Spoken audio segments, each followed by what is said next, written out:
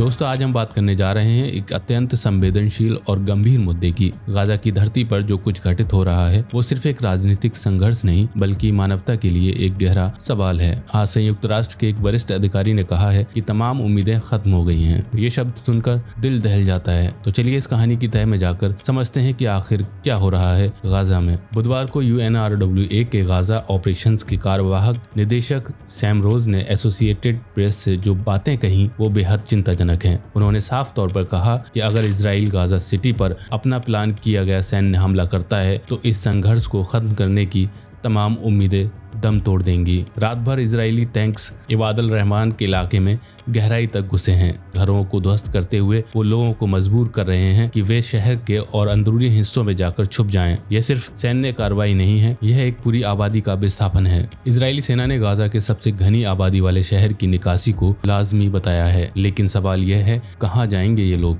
22 महीने की जंग के बाद जहाँ अकाल की स्थिति पहले से ही मौजूद है, वहाँ लाखों लोगों के लिए सुरक्षित ठिकाना कहाँ है। सैम रोज ने जो शब्द इस्तेमाल किए हैं वो दिल छू जाते हैं। उन्होंने कहा कि गाजा की आबादी पूर्ण भय में, पूर्ण क्रूरता में, पूर्ण अपमान में जी रही है। यह एक ऐसी आबादी है जिसका अपनी रोजमर्रा की जिंदगी पर बल्कि अपने हर मिनट पर कोई नियंत्रण नहीं है। यूरोपीय आयोग की मानवीय सहायता आयुक्त हादजा लाहबीब ने अलग से इस प्रस्तावित हमले की निंदा की है। उन्होंने एक हैरान करने वाली बात कही है, गाजा की सीमा पर सहायता के पहाड़ लगे हुए हैं। सैम रोज के अनुसार 6000 ट्रकें भरी हुई हैं जीवन रक्षक सामग्री से, खाना, दवाइयाँ, ईंधन और पानी, लेकिन ये सब गाजा के बाहर फंसे हुए हैं। इजरायली पाबंदियों की वजह से कितनी विडंबना है कि एक तरफ लोग भुखमरी से मर रहे हैं और दूसरी तरफ सहायता सामग्री सीमा पार ही रोक दी गई है। इस गंभीर स्थिति के बीच एक अत्यंत सहायक प्रेरणादायक कहानी सामने आई है। गाजा सिटी के ईसाई धर्मगुरुओं ने एक ऐतिहासिक फैसला लिया है। वे निकासी के आदेशों का पालन नहीं करेंगे। जेरूसलम के ग्रीक ऑर्थोडॉक्स ने स्पष्ट रूप से कहा है कि गाजा सिटी छोड़कर दक्षिण में भागने की कोशिश करना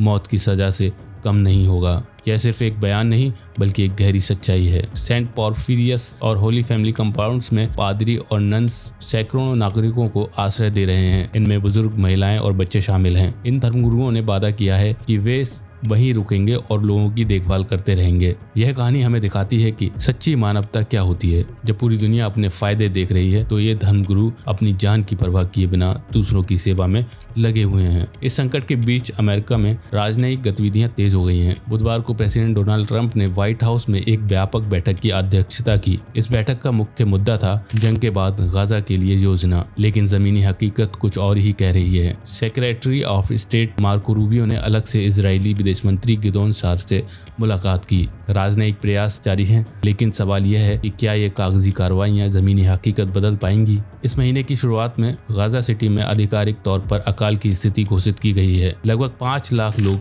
भयावह भुखमरी का सामना कर रहे हैं। यह सिर्फ आंकड़े नहीं हैं, यह 5 लाख इंसानों की तकलीफ है। इस पूरी स्थिति को देखकर कई सवाल मन में उठते हैं। हमास ने मिस्री और कतरी मध्यस्थों के 60 दिन के युद्ध विराम प्रस्ताव को स्वीकार कर लिया है, लेकिन इजराइल ने अभी तक आधिकारिक जवाब नहीं दिया है, जबकि गाजा सिटी हमले की तैयारी जारी रख रहा है। यह स्थिति दिखाती है कि राजनीतिक हल निकालने में कितनी मुश्किलें हैं। एक तरफ राजनयिक बातचीत चल रही है, दूसरी तरफ सैन्य कार्रवाइयों की तैयारियां भी हो रही हैं। मानवीय संकट का यह स्तर 21वीं सदी में कहीं भी स्वीकार्य नहीं है। 6000 ट्रकें भरकर सीमा पर खड़ी हैं, लेकिन लोगों तक सहायता नहीं पहुंच रही। यह सिर्फ नीतिगत विफलता नहीं, मानवीय विफलता है। चर्च लीडर्स का फैसला हमें सिखाता है कि कभी कभी सच्चा साहस यही होता है कि आप अपनी जगह डटे रहें और दूसरों की मदद करते रहें, चाहे जो भी परेशानियां हो। दोस्तों, यह कहानी सिर्फ गाजा की नहीं है, यह पूरी मानवता की है। जब संयुक्त राष्ट्र का कोई अधिकारी कहता है कि सारी उम्मीदें खत्म हो गई हैं, तो यह हम सभी के लिए चिंता की बात है। हमें याद रखना होगा